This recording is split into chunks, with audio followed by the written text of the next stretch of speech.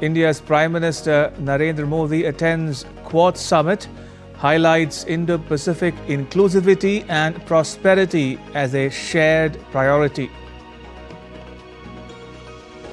Prime Minister Modi holds talks with US President Joe Biden, says their comprehensive global strategic partnership is driven by a convergence of interests. Sri Lanka's presidential election concludes peacefully, counting of votes underway, nationwide curfew imposed until 6 in the morning. And in cricket, Bangladesh falters in a mammoth 515-run chase, India in complete control of the Chepauk test.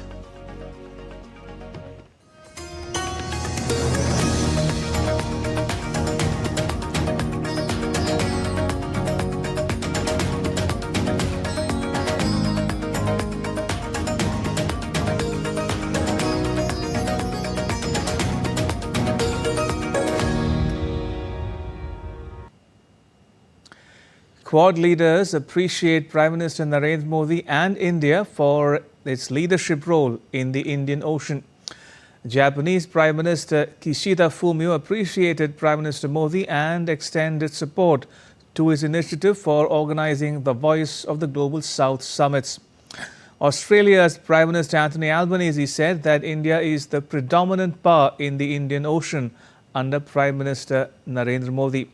And US President Biden said that the US has things to learn from India's experience and leadership in the Indian Ocean.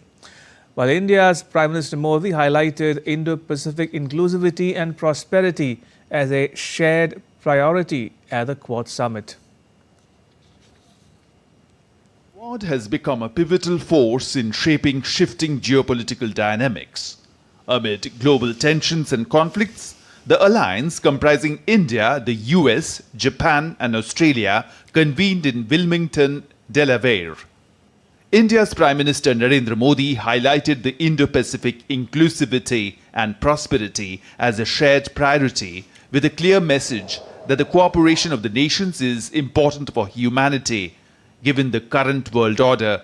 He also thanked President Biden for expanding cooperation across critical areas like health, technology and climate change. Free, open, inclusive और prosperous Indo-Pacific हमारी साझा प्राथमिकता और साझा प्रतिबद्धता है।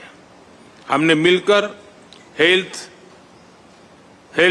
Security, critical and emerging technologies, climate change, capacity building जैसे क्षेत्रों में कई सकारात्मक और समावेशी इनिशिएटिव लिए हैं। PM Modi also asserted that the Quad was not against anyone and it supported rules-based international order. हमारी बैठक ऐसे समय हो रही है जब विश्व तनावों और संघर्षों से घिरा हुआ है। ऐसे में साझा डेमोक्रेटिक वैल्यूज के आधार पर क्वाड का मिलकर साथ चलना पूरी मानवता के लिए बहुत ही महत्वपूर्ण है। हम किसी के खिलाफ नहीं हैं। हम सभी एक रूल्स बेस्ड इंटरनेशनल ऑर्डर, संप्रभुता और क्षेत्रीय अखंडता के सम्मान और सभी मसलों के शांतिपूर्ण ढंग से हल निकालने का समर्थन करते हैं। US President Joe Biden echoed this sentiment, affirming that the Quad is more aligned than ever, announcing new initiatives. Today, we're announcing a series of initiatives to deliver real, positive impact for the Indo-Pacific that includes providing new maritime technologies to our regional partners so they know what's happening in their waters, launching cooperation between coast guards for the first time, and expanding the Quad Fellowship to include students from Southeast Asia.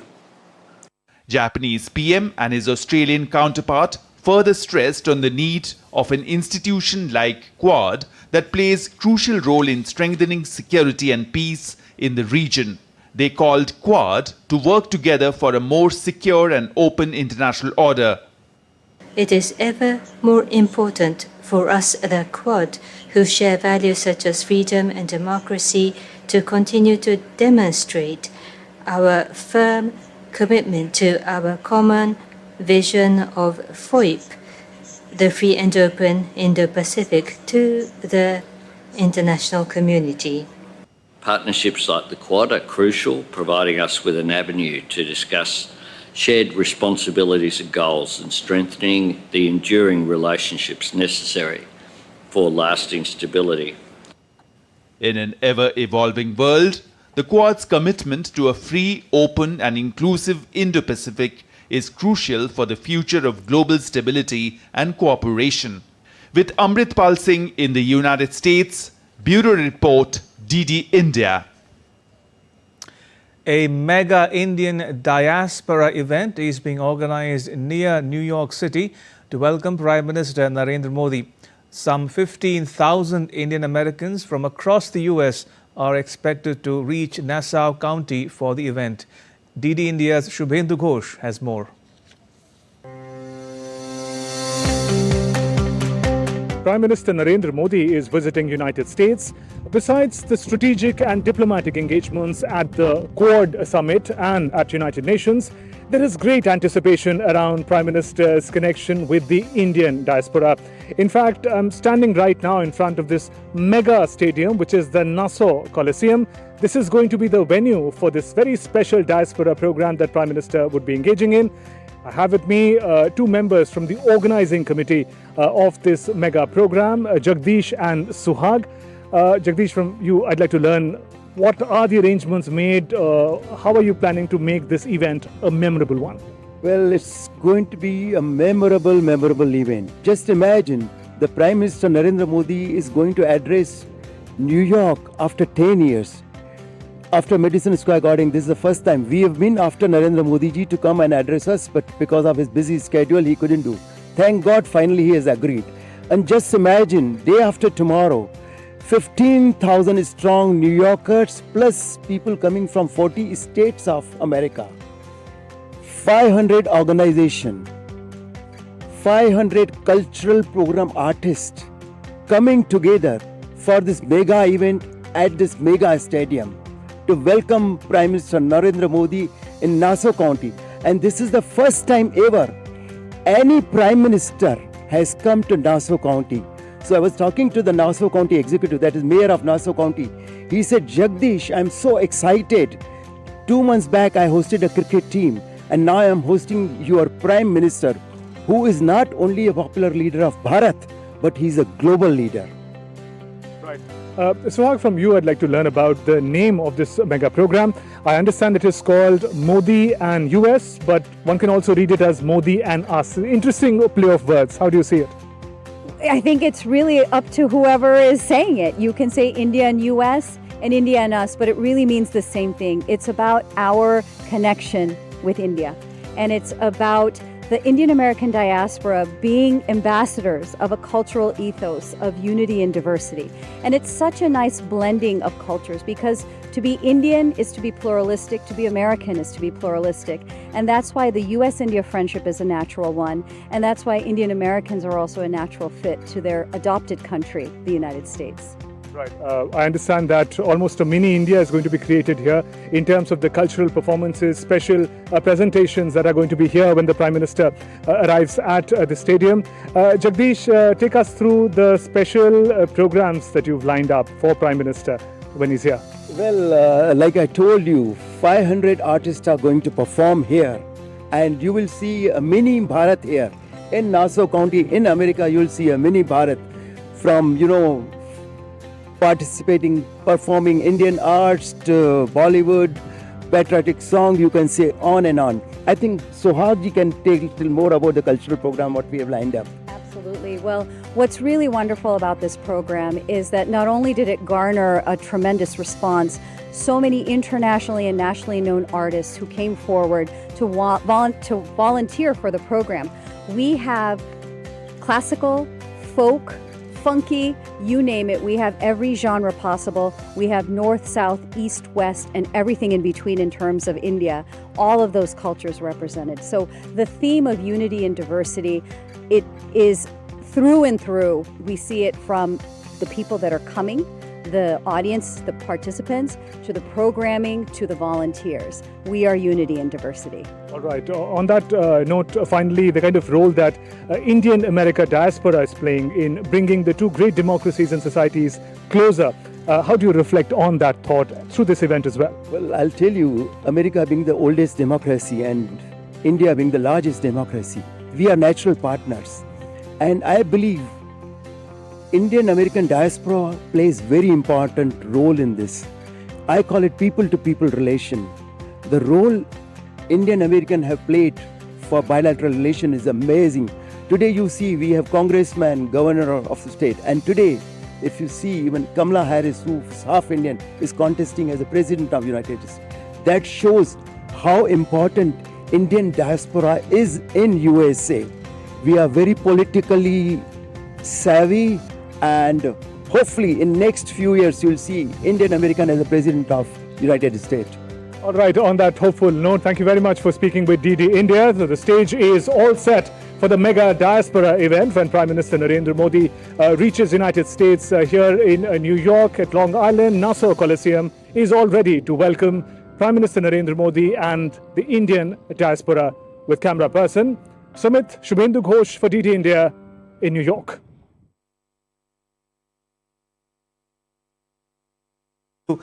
Tell us more about the mega event planned for Prime Minister Modi in Nassau County.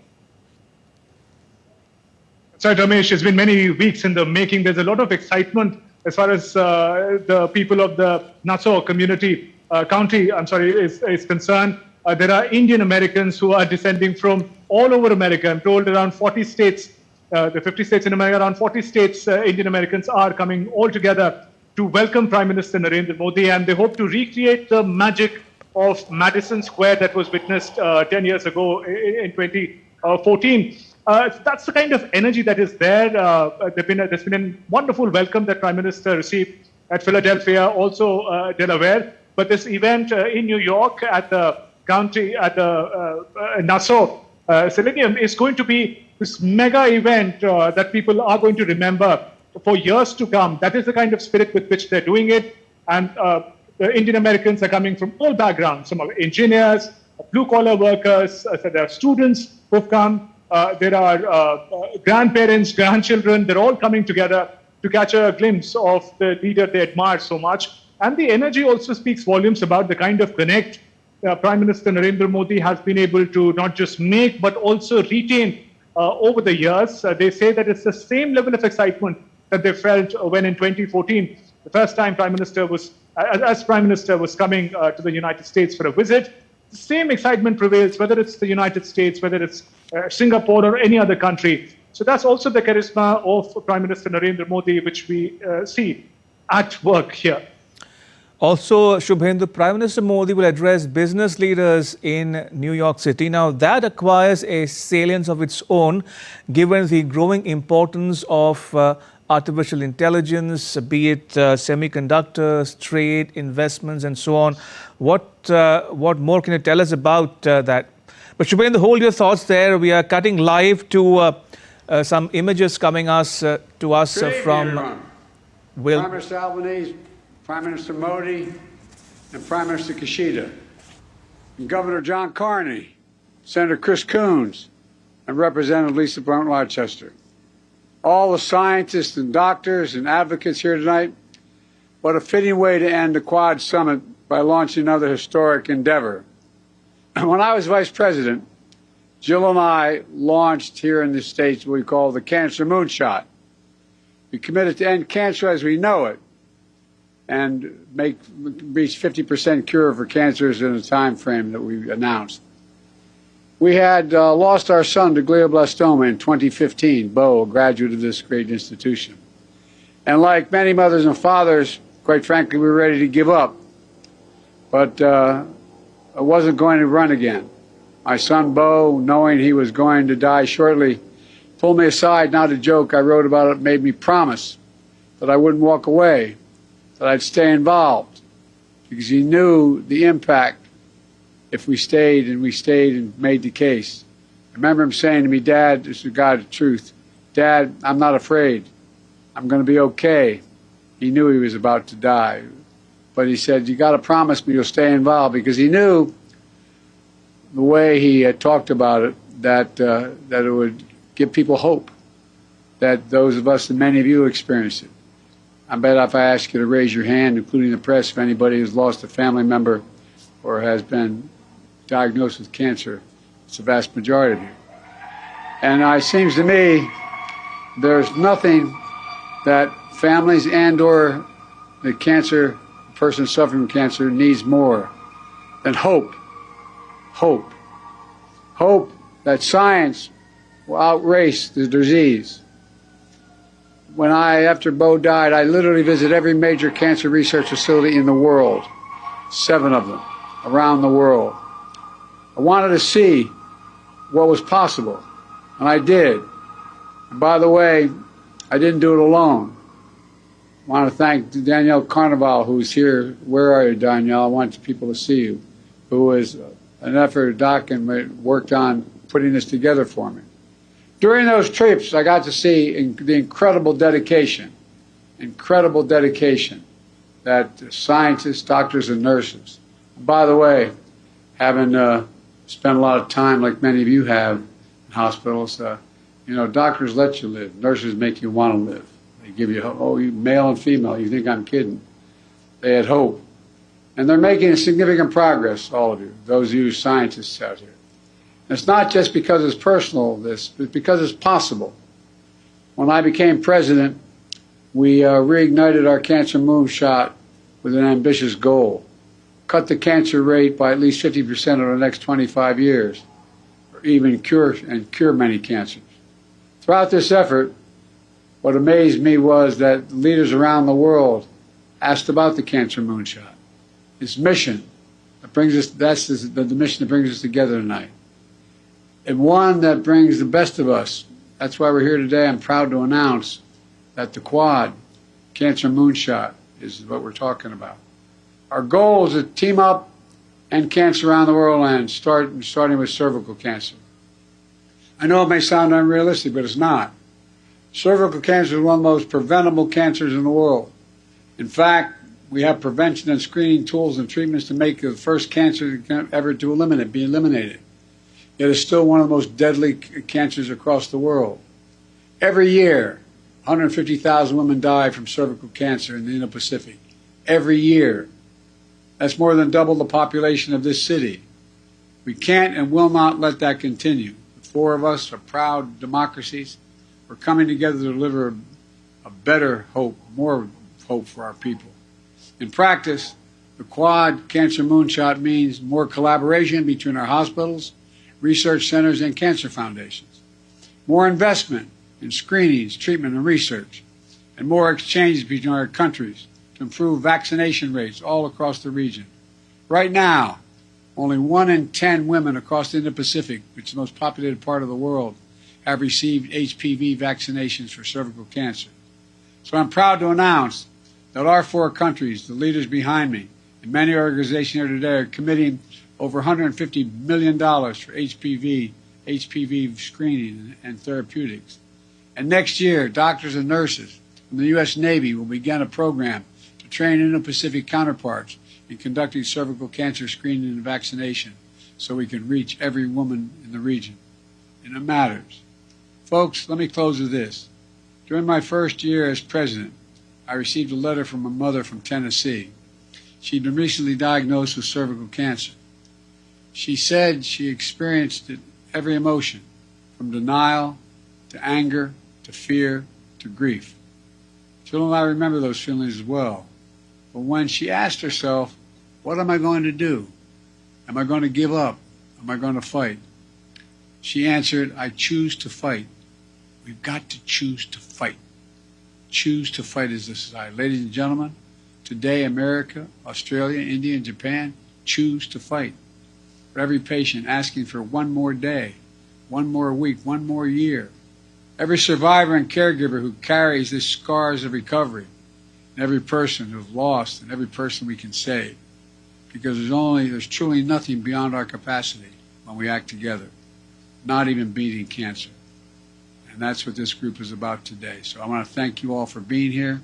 And now, who am I introducing next? Who's next?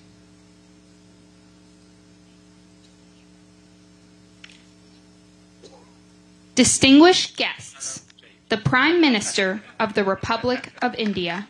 By the way, he's from a small country like ours, slow population, but he's become a good and decent man and a good friend. Thank you.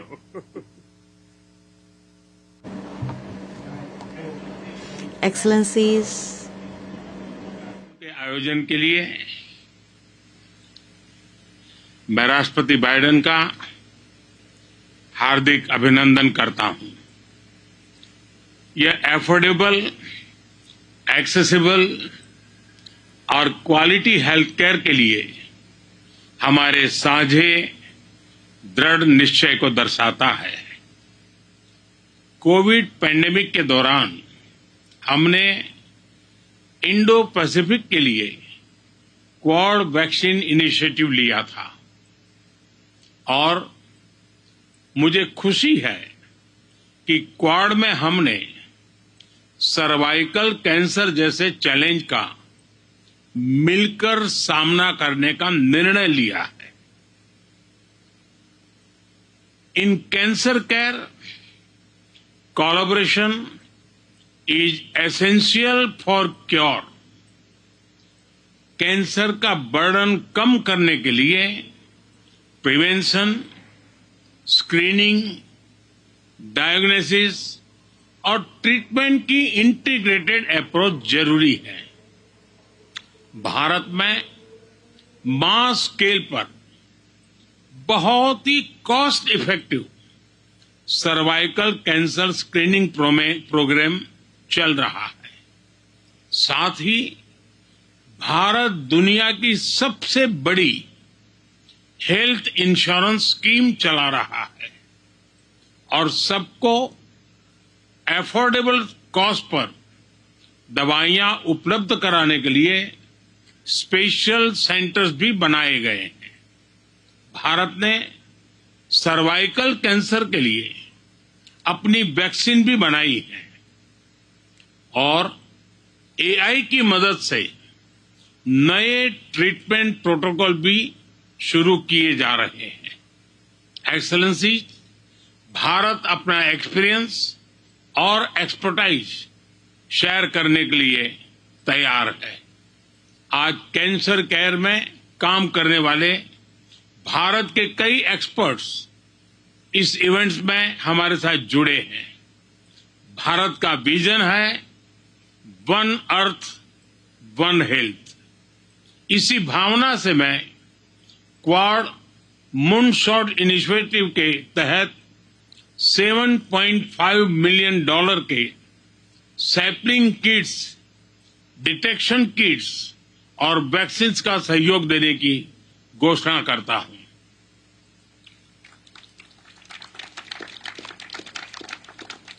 Radiotherapy treatment और capacity building में भी भारत सहयोग देगा। मुझे खुशी है कि Indo Pacific देशों के लिए गावी और क्वाड की पहलों के अंतर्गत भारत से 40 मिलियन वैक्सीन डोसेज का योगदान दिया जाएगा। ये 40 मिलियन वैक्सीन डोसेज करोड़ों लोगों के जीवन में आशा की किरणें बनेगी।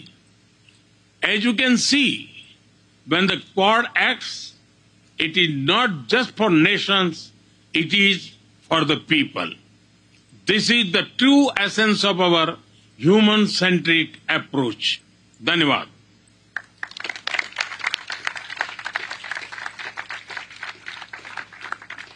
Distinguished guests, the Prime Minister of Japan.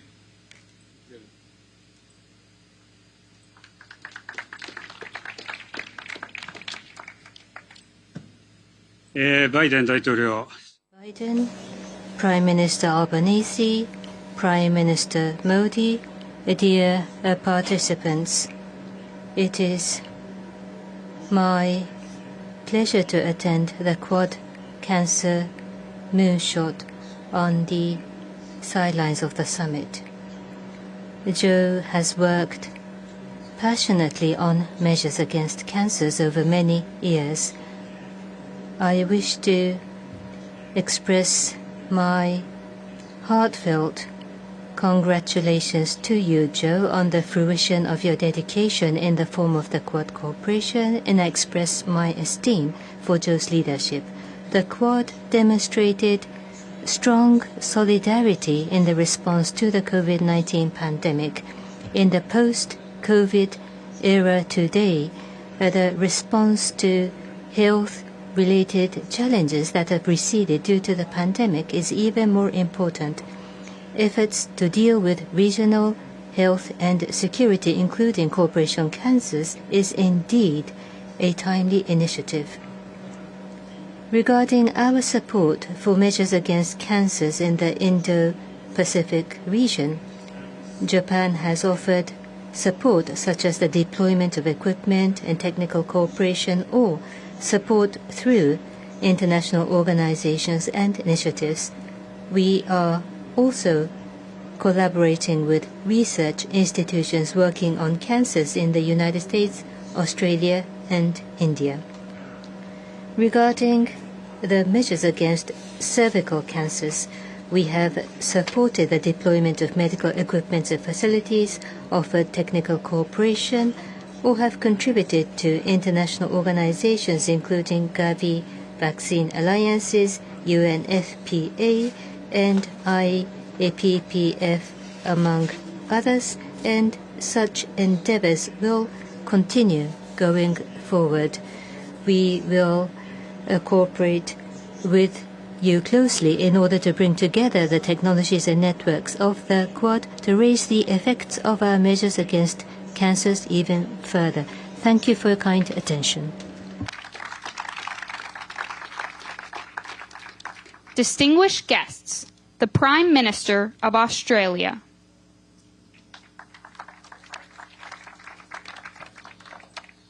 Thank you very much. I'm delighted to be here today alongside my good friends, President Biden, Prime Minister Modi, and Prime Minister Kishida. The unifying principle of the Quad is that we can achieve more together than on our own. Our work on health is a powerful example of that. At the very first Quad Leaders Summit chaired by President Biden, the Quad agreed to work together to improve access to COVID vaccines. As a direct result, more than 400 million vaccine doses made their way into communities in the Indo-Pacific. That changed lives and it saved lives. That's what the Quad Cancer Moonshot initiative is all about as well. This program builds on one of President Biden's signature policy initiatives, not just in his term as president, but throughout his time in public life. It's a reflection of the ambition and empathy, the vision and compassion that has defined President Biden's leadership. It's about understanding people's pain but doing something to help. This is personal for the President and for Dr. Biden.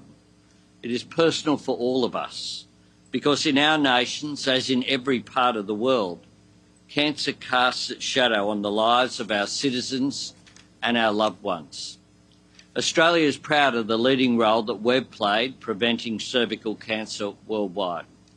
The HPV vaccine was developed at the University of Queensland by Australian of the Year, Professor Ian Fraser. That vaccine, together with improvements in screening and treatment, means Australia is on track to be the first country in the world to eliminate cervical cancer. Yet beyond our shores, the story is very different.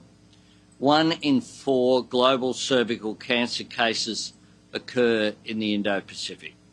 And tragically, women in the Pacific die of the disease at up to 13 times the rate of women in Australia. These people are not numbers.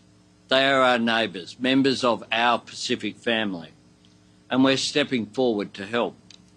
Today I can announce that Australia is expanding our funding commitment to the Elimination Partnership in the Indo-Pacific for Cervical Cancer, known as EPIC.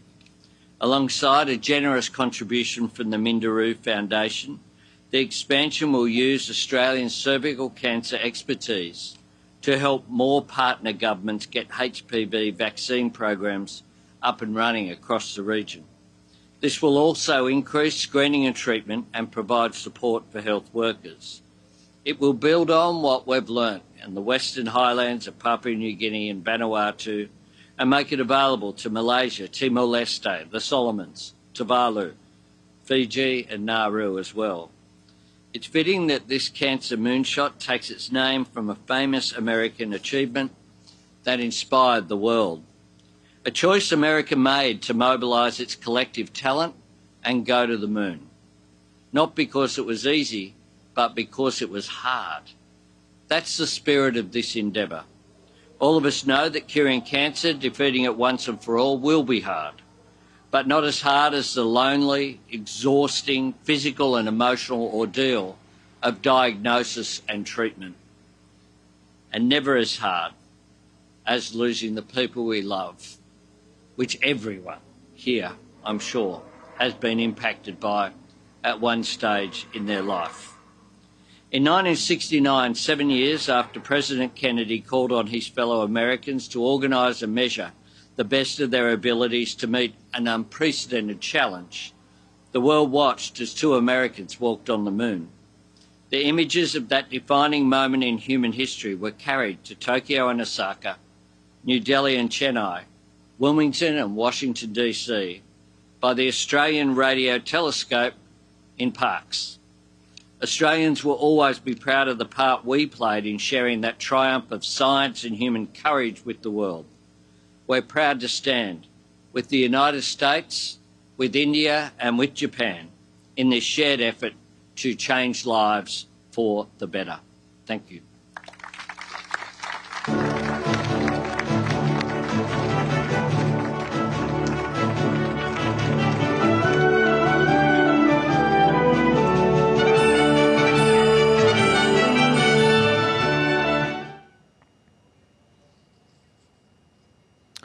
All right, you're watching a Cancer Moonshot event live that took place on the margins of the Quad Summit in the US. Now, through this signature initiative of President Biden of the US, the Quad aims to implement innovative strategies to prevent, detect, treat and alleviate the impact of cancer on patients and their families. President Biden recounted his personal anecdote of how he lost his son Bo to cancer in 2015. He hoped science will overcome this disease, and a particular focus of this cancer moonshot would be cervical cancer. For his part, Prime Minister Modi of India spoke about affordable, accessible and quality healthcare. He spoke about how the Quad countries had come together to launch the Quad vaccine initiative during the COVID-19 pandemic, and how they have come together again today to pool their resources and energies for preventing and tackling and overcoming the problem of cervical cancer. He said that India has a vaccine for cervical cancer and that it is using artificial intelligence for various cervical cancer treatment models. He spoke about how India is willing to share its experience and expertise with other Quad countries and beyond for this Cancer Moonshot initiative. And he rounded off his speech by announcing a $7.5 million contribution to Cancer Moonshot initiative. So that was the live event that took place in the US state of Delaware on the margins of the Quad Summit. All right, let me go back to my colleague Shubhendu Ghosh, who is standing by patiently in New York City. Shubhendu, before we cut live to that event, I meant to ask you about the Prime Minister Modi's event in which he'll address business leaders in the city. And the focus, I'm told, would be on critical emerging technologies such as artificial intelligence, quantum computing and semiconductors.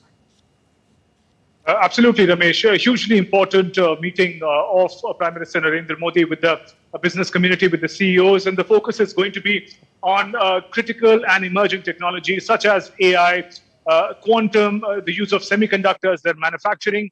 India, we understand, has also in a very ambitious way come forward to in time emerge as an important semiconductor manufacturing hub. It's taken an important step towards it. These are technologies that are going to define the manner in which future is going to be managed in the days ahead. It's very, very important that countries are able to achieve self-reliance. There are alternative, multiple supply chains that are established. When we don't learn from history, we are bound to repeat it. During the time of pandemic, we saw the ability of one country to put the world hostage as far as semiconductor supply was concerned. I think those lessons have been learned, and now it is time for like-minded countries, friendly countries. There's also something in Quad that is going to be focusing on cooperation in emerging technologies. But here, engaging with the business community, he's also making it an opportunity for the private sector to come forward and play their part as far as realizing the vision of both India and the United States is concerned, to emerge as a force for greater good. And these technologies are going to play a crucial role in it, Ramesh. Right, Shubhendu, we've spoken about the Diaspora event to be organized in honor of Prime Minister Modi in Nassau County near New York City. We've spoken about Prime Minister Modi's much anticipated address to business leaders as well. Talk to us now a bit, if you will, about the Summit of the Future to be held at the UN headquarters in the city, which the Prime Minister would be addressing. Right, and before that, Ramesh, if I can just briefly talk about the developments at the Quad that we just witnessed live. I think it was a very moving moment. Each of the leaders speaking about the manner in which the curse of cancer impacts the world population, more so people in the Indo-Pacific. Emotional moment for President Joe Biden as well. It's going to be his last Quad meeting, for that matter, also for a Japanese leader. But importantly, it puts in picture the kind of possibilities that exist when like-minded countries work together, whether it is in the region or in the world. It almost reminds us of the kind of cooperation we saw in the vaccine manufacturing, supply and distribution, when America, Japan, India and Australia put together their best expertise. And it was then made possible for about 400 million vaccines to be available to countries of the Indo-Pacific, who in any other context wouldn't have been able to afford it or procure it. Now, I was talking about this because it puts a context to what is going to happen on the final day of Prime Minister Narendra Modi's visit, the Summit of the Future at the United Nations. This is precisely the point if the nations of the international community has been effectively able to work together to realize the goals that they had set for themselves, whether we talk about sustainable development goals, whether these are climate mitigation challenges, whether it is about ensuring peace and security in all parts of the world. I think there are great failings that the international community must acknowledge. The reason being that the countries haven't been able to come together in a holistic manner, as just now Quad leaders are able to show what it means to work together for a common good, for the good of the people. So that is going to be the focus of this future summit, really do a sort of course correction. There have been enough summits, there have been enough roadmaps drawn, but it is time now for action. And if that action has not been taken, everyone must take stock. The worst brunt of the sustainable development goals, if they're not achieved, is experienced by developing countries, by the global south. And therefore, Prime Minister's address that he's going to present at the United Nations headquarters in New York becomes hugely significant, because he's likely to put forth the perspective, the concerns of the global south, and why it is important for the international community to live up to their goals, their promises for a sustainable future, because if they don't, many may not face the worst, but the worst is going to be experienced by the global south. Ramesh? Indeed. We leave it there, Shubhendu. Thank you. Appreciate it. Shubhendu Ghosh reporting there from New York City. Moving on, Prime Minister Modi of India met with President Biden of the US on the sidelines of the Quad Summit. In a special gesture, President Biden hosted the meeting at his home in Wilmington. Prime Minister Modi conveyed his appreciation for the unparalleled contributions made by President Biden in giving an impetus to the India-US partnership. Prime Minister Modi warmly recalled his visit to the US in June 2023 and President Biden's visit to India in September 2023 for the G20 summit. The Prime Minister noted that these visits imparted greater dynamism and depth to the India-US partnership. He emphasized that India and the US enjoy a comprehensive global strategic partnership which covers all areas of human endeavor, driven by shared democratic values, convergence of interests, and a vibrant people-to-people connection. The two leaders discussed about ways to further enhance the bilateral cooperation and exchange views on global and regional issues, including the Indo-Pacific region and beyond. They expressed confidence in the strength and continuing resilience of the relationship and their belief in its significance for all areas of human endeavor between the two countries. And President Biden shared photographs of his meeting with Prime Minister Modi on X. Biden wrote that the US partnership with India is stronger, closer and more dynamic than any time in history. Biden got very emotional, telling Prime Minister Modi that each time they sit down, he is struck by the ability to find new areas of cooperation and that today was no different.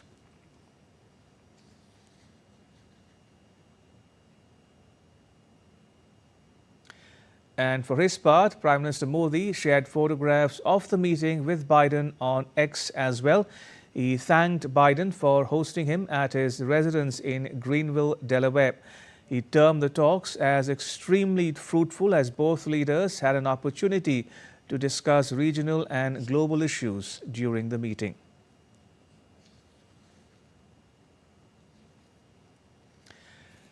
While moving on, DD India's Amritpal Singh caught up with 6-year-old Ranveer Singh Sachdeva from India. Yes, you heard that right. At 6 years old, Ranveer Singh Sachdeva is the youngest participant at the Summit of the Future in the UN. Take a listen. As the United Nations holds the Summit of the Future here at the UN headquarters, one of the pillars of the summit is science and technology and innovation, where the UN will try and achieve a global digital compact to use technology for humanity equitably, to have youth participate in it. I have with me one kid who's not even a youth, he's just a 6-year-old child, Ranveer Sachdeva, who's traveled all the way from Delhi here in New York to participate in the Summit of the Future. He's written a book on AI. Ranveer, thank you very much for speaking to us. First of all, tell us, why are you here? So I'm here traveling from India to, and I'm the world's youngest participant in the Summit of the Future, which is a part of the UN General Assembly. It mainly targets on how youth can impact the AI world for world peace. So I'm here to attend the Summit of the Future. Okay. You're not even youth technically, you are just a child right now, a 6-year-old child. What grade do you study in? I'm studying in third grade. Okay. So how do you think as a child AI affects you or the other children of the world?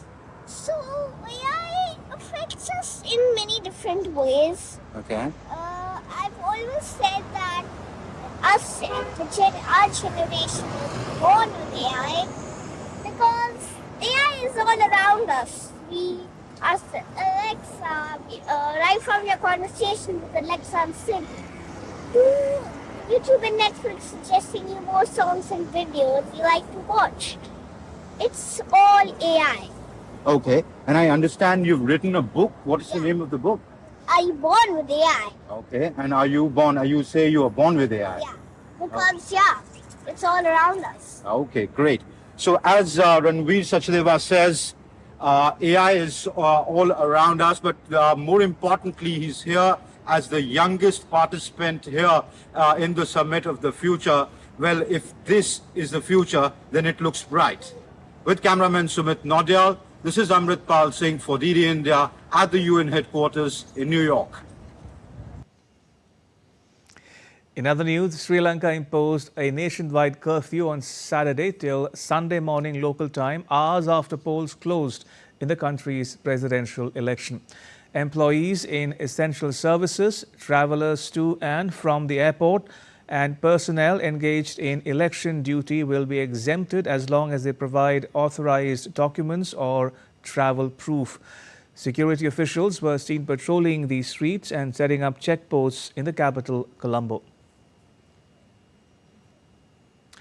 Meanwhile, Sri Lanka's presidential election concluded peacefully. 70 to 80% voters exercised their franchise. Counting of votes is underway. The results would be declared on Sunday. Millions of Sri Lankans cast their votes on Saturday in the crucial presidential election, the island nation's first major electoral exercise since its worst economic meltdown in 2022. Voting remained largely peaceful, with stray incidents of poll violations. Counting of votes began on Saturday evening, with postal ballots being counted first. Sri Lanka's Election Commission has said final result will be announced on Sunday. According to analysts, the 2024 presidential race is the most keenly contested of all presidential elections since 1982. The election saw more than 13,000 polling stations being set up and over 250,000 public officials being deployed to manage the election. More than 70 million of Sri Lanka's 22 million people were eligible to vote in the election, contested by 38 candidates. In a largely three-cornered fight, Ranil Wickremesinghe, Anurakumara Dissanayake and Sajith Premadasa have campaigned primarily on the issue of economic stability, while the issue of corruption has also figured during the campaign. President Wickremesinghe claims credit for putting the country on the road to recovery. It's a turning point for Sri Lanka, to get away from the conventional politics which destroyed the country and the conventional economy which destroyed the country, and a new social system and a political system. Premadasa is a front-runner in the polls, and a win will hand him the top job more than 30 years after his father was assassinated while holding the same post. All I can say is democracy will be victorious, and for everyone to be very calm and collected and promote and champion democracy. This is the first election since Sri Lanka's economy buckled in 2022 under a severe foreign exchange crisis, leaving the Indian Ocean island nation unable to pay for imports of essentials including fuel, medicine and cooking gas. Sri Lankan presidential elections follow a preferential voting system in which a voter can mark up to 3 choices.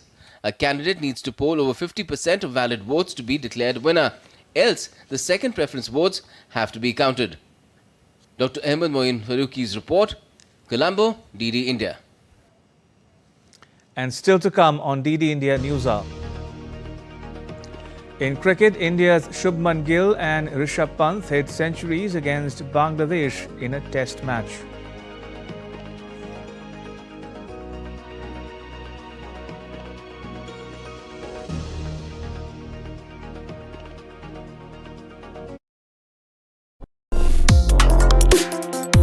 Complex issues, hidden agendas, twists and turns, strategic games.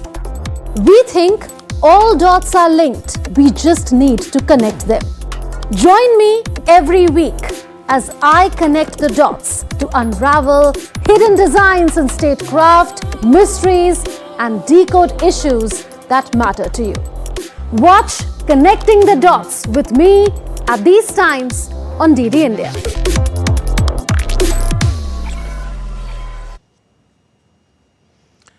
Welcome back. You're watching DD India News Hour. I'm Ramesh Ramachandran, and now to news from the world of sport. In cricket, Bangladesh needs 357 runs to win the first match of a test series against India at Chennai. At the end of day 3, Bangladesh was 158 for the loss of 4 wickets as early stumps was taken because of bad light. For Bangladesh, Najmul Hossain Shanto remained unbeaten on 51. For India, Ravi Chandran Ashwin continued his dream form, following up on his first innings 100 with figures of 3 for 63. Earlier, Shubman Gill and Rishabh Pant's stuns helped India set a target of 515 runs, giving Bangladesh a huge mountain to climb to win the test. India declared at 287 for 4 on day 3. Pant scored 109 runs while Gill slammed 119 runs. Returning to Test cricket after a gap of more than 600 days, India's Rishabh Pant scored his 6th Test 100 against Bangladesh in the first Test at the M.A. Chidambaram Stadium in Chennai. The 26-year-old equalled legendary Indian captain MS Dhoni's record for the most Test hundreds by an Indian wicketkeeper. Rishabh Pant made a triumphant return to Test cricket after 637 days, crafting a brilliant century to mark his comeback. Walking in during the 20th over of India's second innings, Pant faced a tense situation with India losing Virat Kohli for 17 and the top order faltering. Pant steadied the innings, forming a crucial partnership with Shubman Gill. On day 2, he played cautiously, guiding India through a tricky phase. As day 3 began, Pant displayed patient approach, resisting his usual attacking instincts. In the opening hour, he focused on shoring up India's position, leaving risky shots behind in favour of solid defence. His half-century came off 88 balls, an evidence of his newfound maturity and tactical awareness. Pant and Gill picked up the scoring pace after their 50s. The runs began to flow as Pant shifted from a defensive mindset to his more familiar attacking style. The duo capitalized on easier batting conditions, putting Bangladesh under further pressure. Pant reached his 6th Test century, equalling MS Dhoni's record for the most centuries by an Indian wicketkeeper, but in just 34 matches compared to Dhoni's 90. Pant's inning ended at 109 when he attempted to clear Mehdi Hassan's delivery but mistimed the shot, resulting in a return catch. Though his knock ended, Pant's measured approach and ability to adapt highlighted his evolution as a key player. His century not only steadied the Indian innings but also reinforced his reputation as a game-changer player capable of delivering under pressure. Narayan Singh's report for DD India. In some more cricketing news, Afghanistan won a first-ever one-day international series against South Africa thanks to Rashid Khan's brilliant spell and Rahmanullah Gurbaz's stun. After beating South Africa for the first time ever 2 days ago, Afghanistan scripted history by beating South Africa in the second ODI to clinch the series. Afghanistan thrashed South Africa by 177 runs, which is the biggest ODI win for the team in terms of runs. Rahmanullah Gurbaz's 105 made him the first Afghan man to hit 7 ODI hundreds. Afghanistan put 311 for 4 on the board, while South Africa got bundled for 134 runs, courtesy spectacular bowling by Rashid Khan, who took 5 wickets, and Nangalia Kharoth, who bagged 4. Afghanistan will now look to whitewash South Africa and sweep the series clean in the final ODI on Sunday.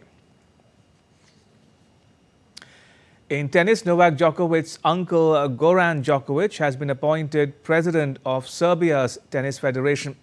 Goran Djokovic, who was the vice president of the federation, was involved in organizing ATP tournaments in Belgrade and Sofia. Djokovic said after the elections that his tennis experience mainly comes from Novak and also the time he spent as the director of Serbia Open and Sofia Open. He said his aim is to keep improving and also focus on the financial aspects. To football now, Al Nassr eased past Al Ettifaq 3-0 in a Saudi Pro League match at the Ettifaq Club Stadium. The match started slow as neither team created any opportunity to score in the first quarter. But the game picked up pace soon as Cristiano Ronaldo scored through a penalty in the 33rd minute. Al Nassr continued to dominate the game in the second half with 2 goals thanks to Al Najdi and Talisca. This win takes Al Nassr to the 4th spot with 8 points, while Ettifaq stays at 3rd with 9 points from 4 games. Right, a recap of all that happened today at the Quad Summit for viewers who have just joined us. On the sidelines of the Quad meeting, India's Prime Minister Narendra Modi, along with US President Joe Biden, Australia's Prime Minister Anthony Albanese and Japanese Prime Minister Kishida Fumio attended a cancer moonshot event. The quadrilateral cancer moonshot initiative was launched by Quad leaders to prevent, detect, treat and alleviate the impact of cervical cancer. India's Prime Minister Modi announced a special fund to fight against cervical cancer. He said Quad has decided to jointly tackle challenges of cervical cancer. यह affordable, accessible और quality health care के लिए हमारे साझे दृढ़ निश्चय को दर्शाता है। एक्सेलेंसी, भारत अपना एक्सपीरियंस और एक्सपर्टाइज शेयर करने के लिए तैयार है। आज कैंसर केयर में काम करने वाले भारत के कई एक्सपर्ट्स इस इवेंट्स में हमारे साथ जुड़े हैं। भारत का विजन है वन अर्थ वन हेल्थ। इसी भावना से मैं क्वाड मूनशॉट इनिशिएटिव के तहत $7.5 मिलियन के सैपलिंग किट्स, डिटेक्शन किट्स और वैक्सीन्स का सहयोग देने की घोषणा करता हूं। Prime Minister Modi said that India will also cooperate in radiotherapy treatment and capacity building. He announced another fund for vaccine doses in the Indo-Pacific region. मुझे खुशी है कि इंडो पैसिफिक देशों के लिए गावी और क्वाड की पहलों के अंतर्गत भारत से 40 मिलियन वैक्सीन डोसेज का योगदान दिया जाएगा। ये 40 मिलियन वैक्सीन डोसेज करोड़ों लोगों के जीवन में आशा की किरणें बनेगी। As you can see, when the Quad acts, it is not just for nations, it is for the people. This is the true essence of our human-centric approach. Dhanyavad. And with that, it's a wrap on this edition of DD India News Hour. You can get all the latest news and updates on the DD India mobile app. It's available on Android and iOS platforms. You can scan the QR code on the screen to download it. Let us know your thoughts on the news of the day. You can connect with us on Facebook, X and Instagram. You can also check out our website ddindia.co.in. We will be back with more news as it breaks here on DD India. I'm Ramesh Ramachandran. From all of us here in New Delhi, thanks for watching DD India News Hour.